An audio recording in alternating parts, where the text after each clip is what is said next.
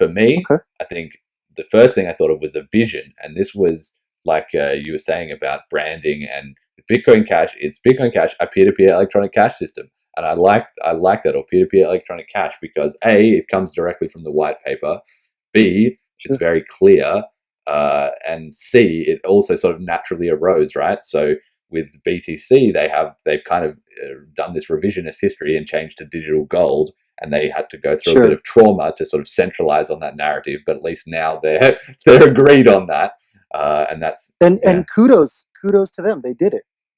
yeah, exactly. That's right. I mean, they even though they got the brand name and we got the brand idea. Sure. So I suppose yeah, Yeah. that's probably an underappreciated aspect of the whole split, is that even though Bitcoin got the brand, Bitcoin Cash got the idea. So BTC had to Yeah. agree on a new idea. And then for Ethereum, they've sort of got decentralized computing, but again, it's sort of I don't think the Ethereum community has done the best job of finding like a one sentence. This is what it is. It's more everything You for know, everyone. I'm probably off here, but I know decentralized computing is kind of how they started, but I feel like it's programmable money Yeah.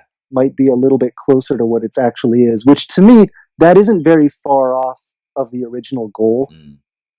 to my taste. I don't know, maybe an Ethereum purist might see it different. Yeah, well, it's sort of tangential to electronic cash, I suppose. They're kind of Yeah, getting at yeah. the same thing, but like I said, well, there you go. That's just what we've been saying, is that really electronic cash makes me think of people trading, and programmable money makes me think of robots trading. Robots trading. Yeah. Yeah.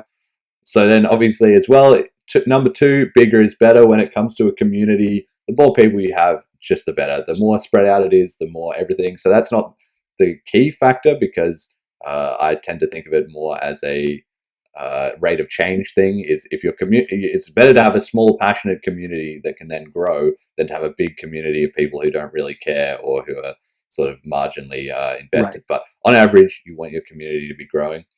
Number three, I've got here, and this is a little bit specific to cryptocurrencies rather than all communities, but I think you want to have a bit of a technical focus. Now, as time goes on and your community expands, that will be diluted by necessity. But for a cryptocurrency, it is ultimately a software project. So you need to have very high value committed developers. And because developers being who they don't themselves go out of their way to sort of get in the spotlight or to be appreciated or to get funding. Even we've seen big problems with that in the Bitcoin Cash and other Yeah. ecosystems. So I think that is a message that I want to put out to the listeners, which is that whether you're technical or not, it's to sort of appreciate that is a key part of the project and what we're building here.